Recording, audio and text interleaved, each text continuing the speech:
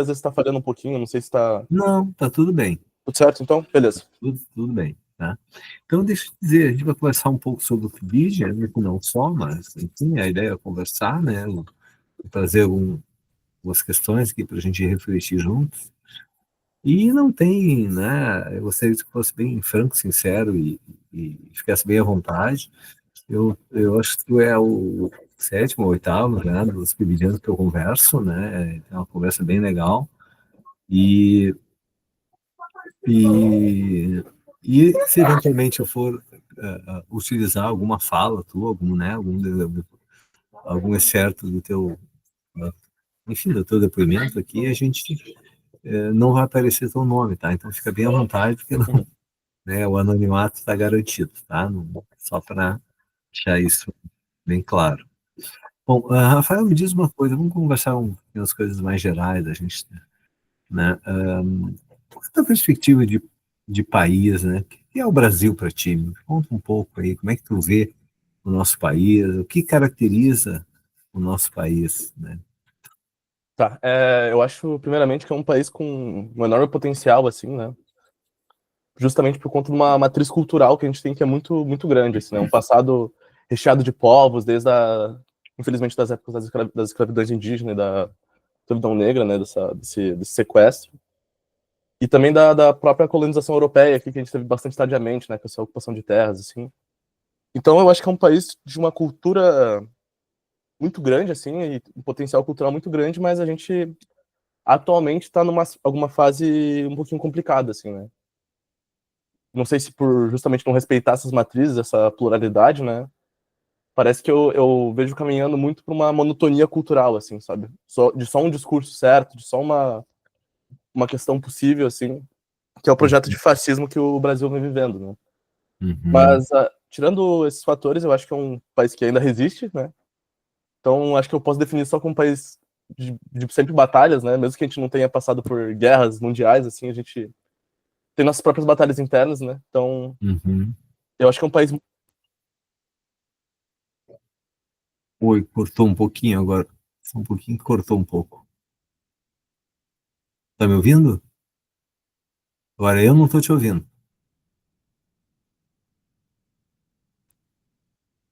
Falou por Oi. Alô, fala aí.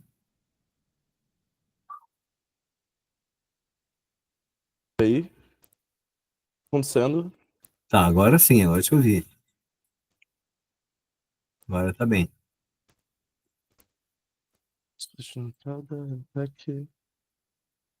Então, eu acho que tá. Alô? Tá me ouvindo? Oi, oi, tô te ouvindo. Tá. Meu fone tinha desconectado aqui. Não sei o que Aham. aconteceu. Tá. Mas Não, enfim, essa última frase que eu não ouvi tu aí, que não deu tá. pra.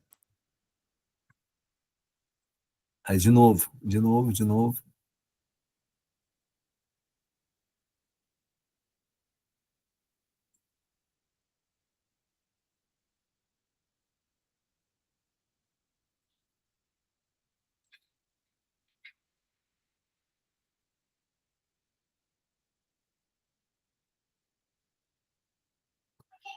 Tá me ouvindo?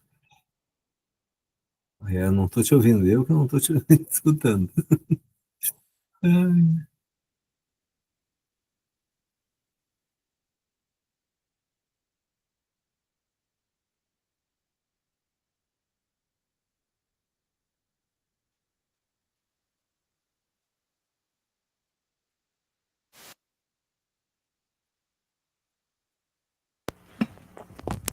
Alô, alô? Tá. oi? Tá, Agora. descobri mais ou menos o que tá rolando. Ele tá É. identificando o microfone aqui do fone. Ah, bom, então tá. Tá Mas me tudo ouvindo? certo. Tá me ouvindo? Alô, alô? Tá, sim, Tá. sim, tô te ouvindo agora. Beleza, perfeito. Então, tu dizia, né, que o país tem essa cultura diversa, né, enfim, e no último período agora a gente vive aí algumas tentativas, vamos dizer assim, de imposição de um pensamento único, né? Mais alguma frase que tu queira acrescentar isso? Não? Eu ainda vejo só essa questão de potencial de sair. Eu não vejo nada como um caminho, por exemplo, um caminho sem fim, né? Um Uhum, derrotismo, assim. Mas a tendência é. é inegável, né? Mas nada que não consigamos resolver, assim, sabe? Resolver. Uhum. Ok. Então, ok. Bom, e nesse cenário desse país, então, como é que tu vê como é que tu interpreta a nossa educação, né? Que diagnóstico tu fazes? Entendi. É... Alô, alô? Tá me ouvindo? Oi, tô te Tá ouvindo. bom, certinho. É... Eu acho que o papel da educação ela é fundamental para dois tipos de coisa, né? Eu acho que, tal como pode, tipo, botar a gente num buraco, ela pode tirar a gente de vários buracos, né? Tipo, infelizmente, tipo, a educação, acho que principalmente pública, né, que é o que ela atinge o maior número de estudantes, assim, ela passa alguns percalços, assim, diversos cortes, Uhum. e eu vejo o papel do professor, assim, muito central nisso, sabe? Aquele papo que a gente sempre tem de problema e solução, sabe? Eu acho que é fundamental ele se colocar, tipo, estudar a sua realidade, assim, e entender quais são as dificuldades do local, assim. Dou um exemplo, né? A gente tem uma disparidade muito grande, assim, de escolas, até mesmo entre as escolas públicas, né? Existe entre o Aham. sistema particular e o sistema público, eu acho que entre as escolas públicas também existe esse problema, né? Bom, Uhum. algumas escolas a gente tem alunos, tipo, professores tendo que dar aula com um giz de cera à base de carvão, né? Não tem nem Uhum. mesmo o básico para que a gente entende como básico para dar essa aula. E algumas a gente tem a oportunidade de até mesmo de elaborar, tipo, diversos projetos, assim, né? Uhum. Então, eu acho que, tipo, vai do professor observar, tipo, esses problemas locais, assim. Isso também não só pelas condições materiais da escola, mas as condições também de materiais dos alunos, a condição psicológica do aluno, a saúde Uhum. mental, esse tipo de discurso eu acho bastante importante. E se colocar à frente desse processo de educação, sabe? Uma coisa que eu acho que não pode ter, não acredito no discurso do professor como vocação, né? Uma forma de trabalho, claro.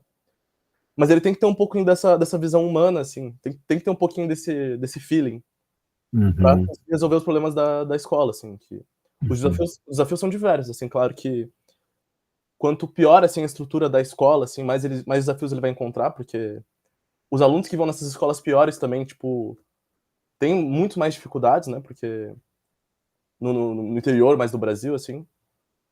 Mas eu vejo como inescapável, assim, a tentativa do professor de precisar estar à frente do processo, assim. Ele pode falhar, pode Uhum. errar várias vezes, mas a Uhum. educação para mim tá nesse local, sabe? Então, eh, mesmo com alguns bastante percalços, assim, eu acho que ela é fundamental para tirar e colocar pessoas em certas situações, sabe? Então, Uhum. para mim é o local onde a educação tá, mais ou menos. Uhum.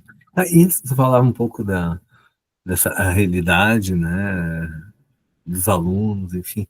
Como é que tu, na tua perspectiva, né, hoje, o que que tu pensa sobre essa realidade e a relação dela com o currículo da escola, né? Tem alguma ponte possível? É desejável? Não é necessária? Não? Claro, quando a gente fala em experiência, sempre vem junto o saber da experiência, né? Esse saber vivido e tal. Tá, então da realidade e o currículo, né? Mais ou É menos. isso. Uhum. Como é que tu Hã, vê? eu vejo possíveis pontos, assim, claro, né, questão bastante do Paulo Freire, né, sobre instrumento bastante caro pra gente, né, principalmente na sociologia. Uhum.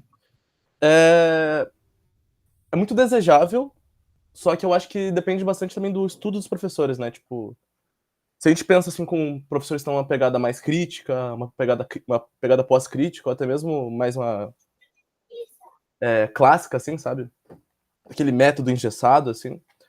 Eu acho que depende também da análise dos professores, assim, porque eu não acredito que não exista métodos errados para o uso do currículo, sabe.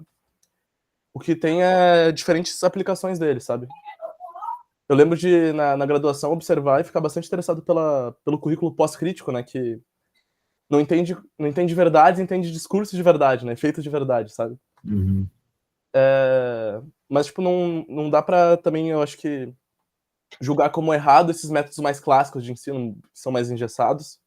Porque eles funcionaram até uma parte, sabe, eu acho que é um grande processo educacional que a gente vive, assim, mas sempre em caminho para o que a gente pode fazer de melhor, né? Acho que a ciência funciona assim, Uhum. a educação ela é uma forma de ciência, né? Uhum. E eu acho que o que a gente tem de mais avançado, tipo, para trabalhar é esse contato do currículo com a realidade do aluno, né? Então, Uhum. não vejo como certo ou errado, assim. Eu acho que ele, por enquanto, é o mais desejável na minha visão como Uhum. uma pessoa que está em contato com as escolas também, né? Então, ele é sempre uma ponte sempre pontes e paralelos que podem ser feitos, né? E depende muito do professor que tem contato ou não com essa teoria freiriana, mas eu acho que até mesmo pela figura da prática, né, do professor, Uhum. ele mesmo sem saber, ele acaba fazendo essas pontes com a realidade do aluno, né? Tá, mas essa teoria, né, que tu falou aí, do Paulo Freire, enfim, tu acha que tem papel nesse processo? O que tu acha? Papel Na para relação, na relação, na relação com a prática do professor, né? teoria e praxis, assim, por exemplo? Uhum. Eu acho que tem, professor. Eu acho que para você dar uma boa aula, assim, voltando só para a questão do currículo, né, Uhum. de conseguir unir a realidade do aluno com o currículo a ser dado, é é muito importante, assim, você ter contato principalmente com a teoria de Freiriano, que é o que tem mais de avançado nesse quesito, né. Uhum. Então eu acho que o estudo da teoria e a preparação desses professores para esse contato, seja na área da sociologia, na história, da matemática, assim, é inescapável, assim, eu acho que é muito importante eles lerem essa teoria freiriana para conseguirem. Uhum. Tá, mas deixa eu te perguntar. Tu já tem experiência do PIBID, né? Uma edição, agora estamos começando a outra, eu já vou falar sobre isso. Mas nessa tua trajetória, né? Tu, em algum momento, essa relação entre a concepção, a teoria e o teu que fazer como pibidiano, como docente em formação, ela, ela apresentou sintonias ou dessintonias também. Vou dar um exemplo, né? Às vezes a gente tem determinadas concepções, né? São conceitos que a gente sustenta, defende, né? E usa de forma mais ou menos coerente, vamos dizer assim, para balizar o nosso que fazer, a nossa prática, né? Enfim, nessa caminhada tua até aqui, né? O, que relação tu tens? Tu que tens que fazer, né? A aula, acompanhar, enfim, como é que tu percebe essa tua relação com a teoria e a prática? Entendi. Eh, eu acho que primeiro tem que estar sempre em bastante. Alô? Alô? Internet de merda. Olha, Alô, alô? Tá me ouvindo, senhor? oi, conseguiu me escutar? Só não vi o final.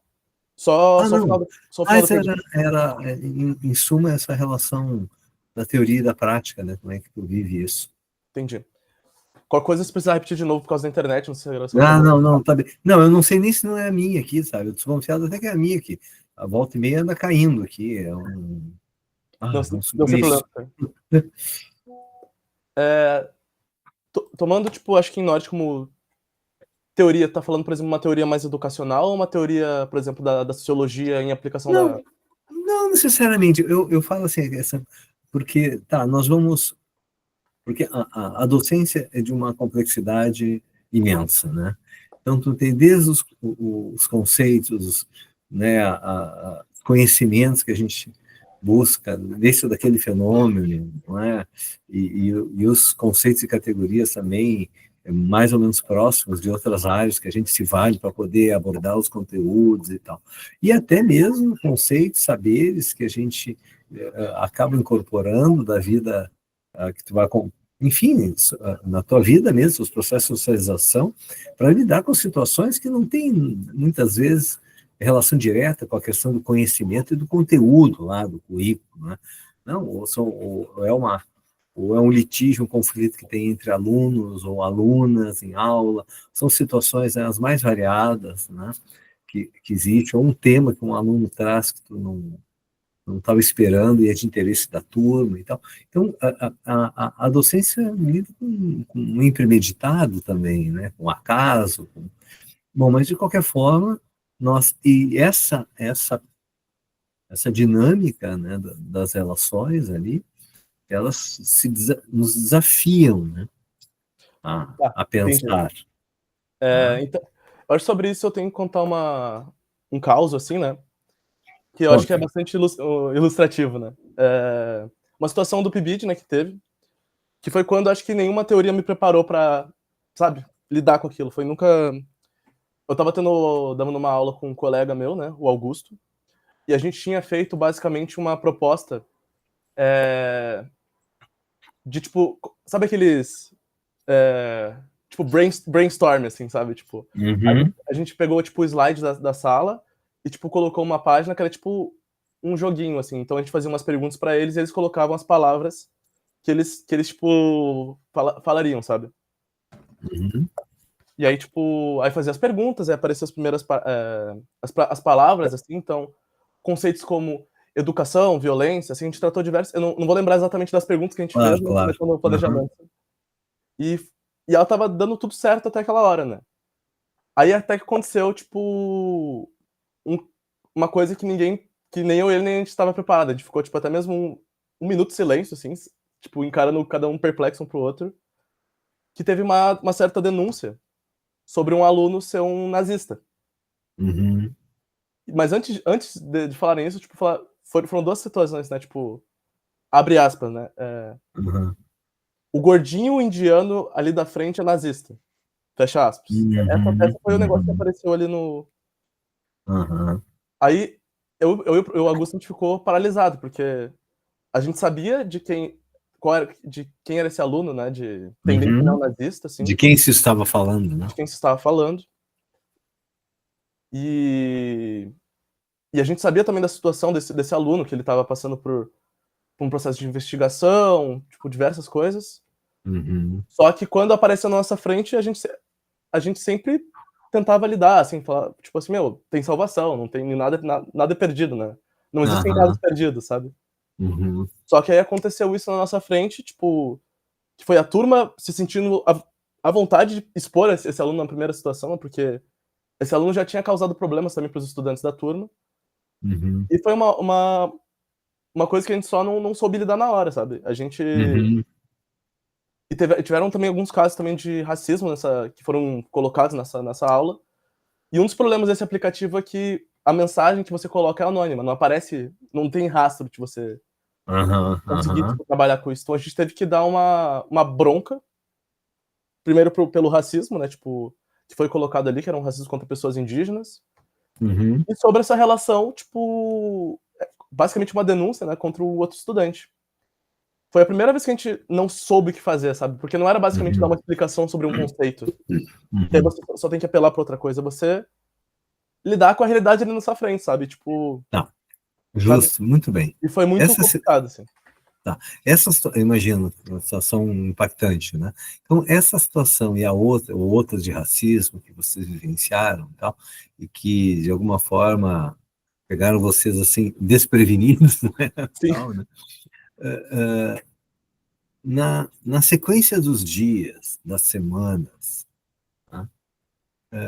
O que que isso provocou em vocês, né? Vocês, imagino que conversaram um com o outro, né, e tal, mas isso suscitou alguma busca de vocês, ah, como é que vocês lidaram com essa sensação de incapacidade, entre aspas, de responder de imediato, né? Um pouco pensando, sim, mas não é? E se outras situações mais ou menos semelhantes acontecerem, como é que eu vou reagir? Não sei se vocês se colocaram nessa questão. E diante dessa questão também, se é que foi colocada por vocês, imagino que sim, o que que vocês buscaram, o que que vocês procuraram, o que que desencadeou em vocês, enfim. Sim. Primeiro a gente conversou bastante, né, entre nós, assim, primeiramente foram duas reuniões, né, uma oficial, outra não oficial. Eu e o meu colega, a gente foi... Entre nós quem? Deixa eu perguntar. Era eu, Augusto Merino, do programa anterior. Aham.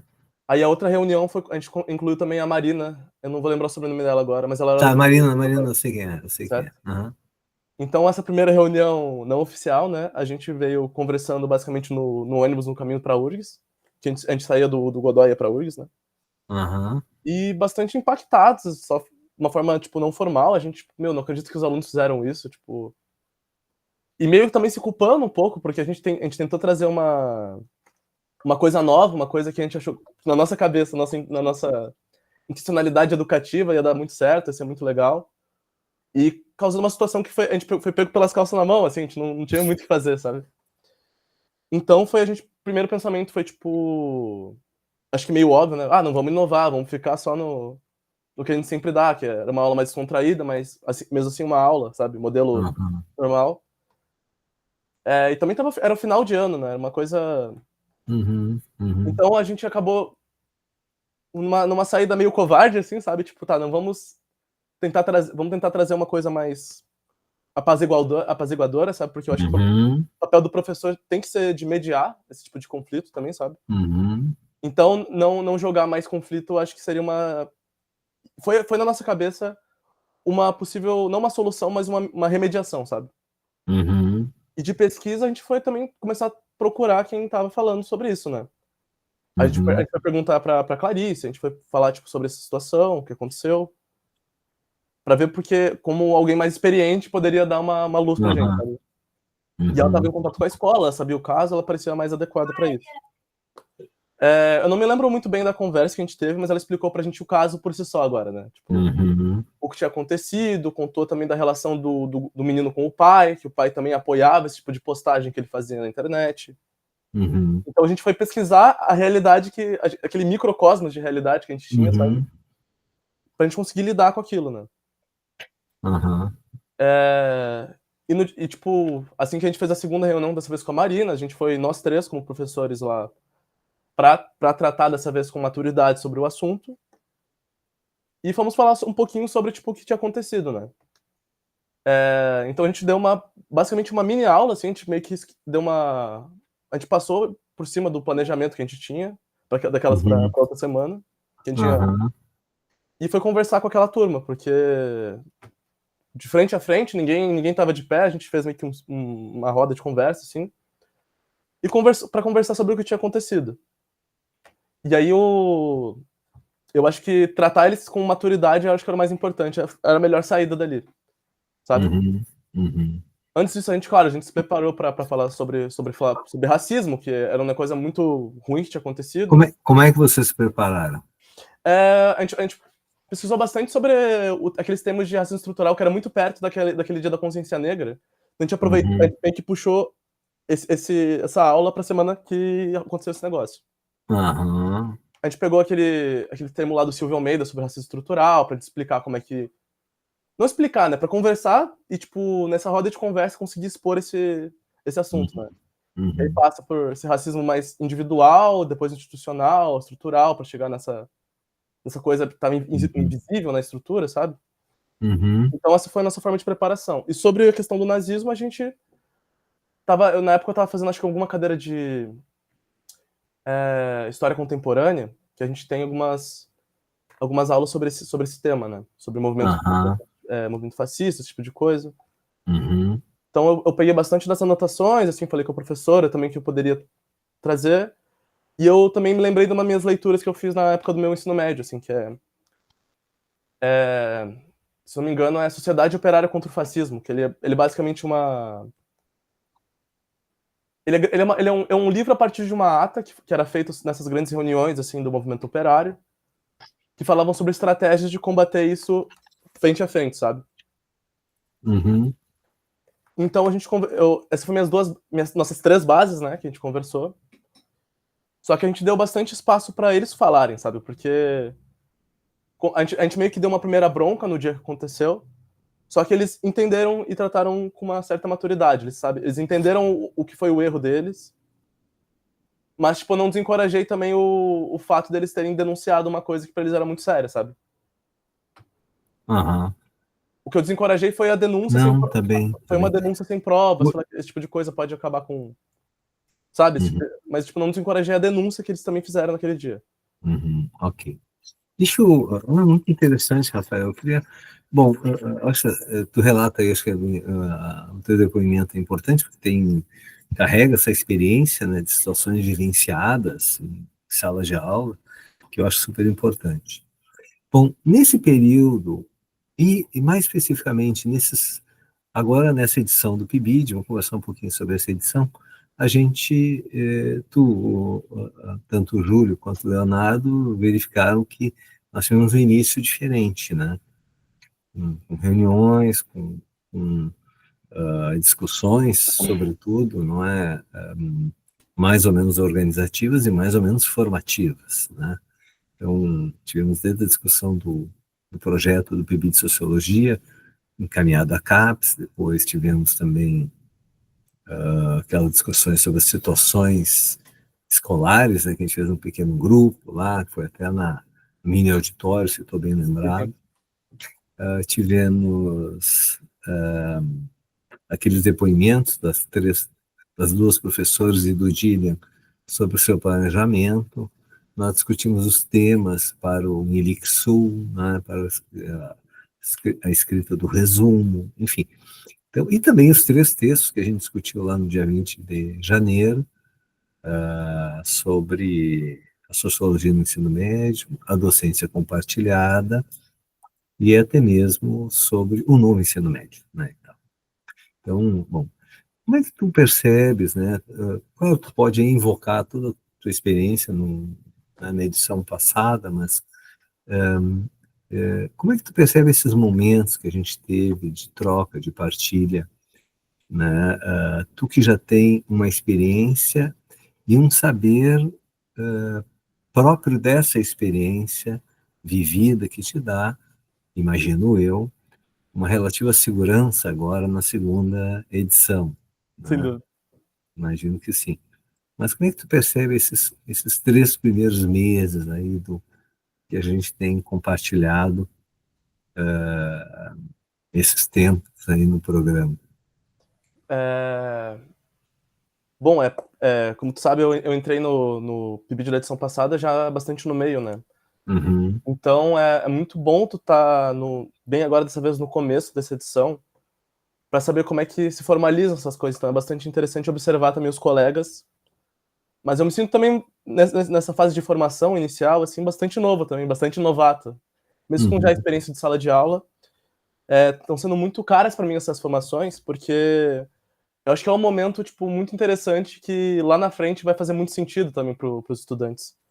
Então eu vejo com bastante bons olhos esses primeiros 3 meses de formação, porque é um momento que eu não tive de verdade na primeira parte, né? Por causa desse momento de eu entrar bastante depois. E vejo com muitos bons olhos de verdade, assim, das discussões que vão preparar também os colegas para a sala de aula, mas também vão me dar uma nova visão do que eu posso fazer de diferente, sabe? Porque Uhum, eu não vim agora para a segunda edição do PIBIT para fazer as mesmas coisas, sabe? Eu uhum. penso que uma nova escola também vai ter novos desafios, e então tem que estar preparado para qualquer outra coisa nova. O planejamento que eu fazia no Godoy, os desafios que eu tinha no Godoy não vão ser mesmo do Calda Júnior, sim. Uhum. Alguma situação, alguma memória que tu tem desses 3 meses, assim, que te chamou mais atenção? Que tu... Ah, bastante. O desenho que a gente fez, aquela discussão sobre olhar para si, da Hum, primeira formação. Eu acho que funcionou bastante, porque eu gosto muito de coisas que são tratadas com uma certa leveza, assim. Claro que a gente tem que ter seriedade e ser um claro. pouquinho mais firme mas as formações que a gente teve com mais leveza, para mim, foram as que eu tenho mais memória. E porque eu acho que a gente conseguiu tratar de um tema bastante sério, assim, com bastante sorriso, sabe? Eu acho que. Não a descontração, mas a leveza eu acho que é importante. E Não, essa me marcou bastante também. que legal, que legal. Não, Rafael, eu acho assim, né? Tu já foi meu aluno, tudo. Eu acho que é isso. A docência é uma interação humana, entende? Quer dizer, e não, porque é leve, não quer dizer que não seja menos sério, Sim, não é? Porque tem alegria não quer dizer que a gente seja, como se diz, pouco profissional, né? Eu acho que tem que ser, enfim, nisso eu comungo contigo, compartilho, eu acho que essa ideia, né, é algo que para mim, eu acho que tem muito valor e persigo isso sempre, né? Quanto mais a gente puder ter esse tempo compartilhado, ser um tempo prazeroso, né? Quer dizer, sim. um tempo profícuo de produtividade, de coisas boas, de aprendizagem, mas também um tempo de satisfação, de alegria, né? E de prazer. Eu acho que não tem problema nisso, entendeu? Para mim não são incompatíveis as coisas, né? Não são incompatíveis. Rafael, eu estou meio que apertado no meu horário, mas enfim, talvez a gente possa em outro momento continuar essa conversa. Podemos também. Possivelmente ao longo do curso, do programa, enfim, a gente vai ficar, ou mesmo do curso, né? Eu sigo à disposição de vocês, né? Como sou professor e estou sempre aberto para qualquer demanda de vocês. Mas eu queria te perguntar assim, talvez uma última pergunta, né? O PIBID te ajudou a pensar a docência de um modo diferente? Eu acho que sem dúvida, assim, porque esse momento o próprio programa de essa iniciação à docência, ela já vem para quebrar um monte de paradigma que tu tinha, paradigma não, né, um monte de preconceito que tu tinha estabelecido, né.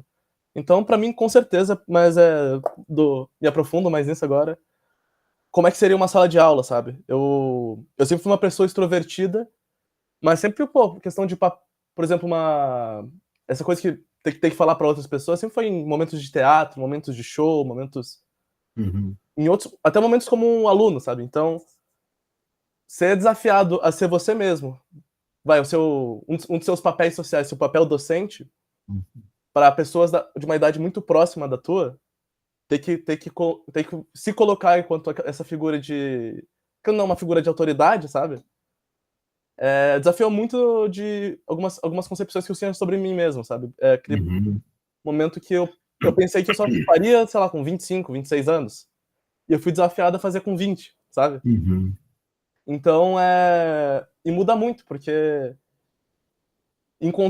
foi um momento de me encontrar como esse docente de 20 anos, sabe. Com uma idade uhum, muito próxima da deles, alguns com como alguns existem alguns repetentes com uma idade muito igual à minha também, sabe. uhum, uhum, Então, com certeza me ajudou a pensar e também é um momento que como eu estou em constante contato com a teoria dentro da faculdade, o meu planejamento ele fica mais dinâmico, porque eu pego temas da aula que eu acabei de ver na última semana e colocava ele para mostrar para meus alunos, sabe, em momentos para compartilhar. uhum. Então o planejamento ficava mais leve, as aulas ficavam mais desafiadoras, mas bastante interessantes, sabe. Eu acho que a resposta dá pra elaborar uma resposta mais longa, mas em suma, sim, com certeza, sabe. Não, tranquilo, tranquilo. Não, eu acho que enfim, né, muito bom te ouvir, né,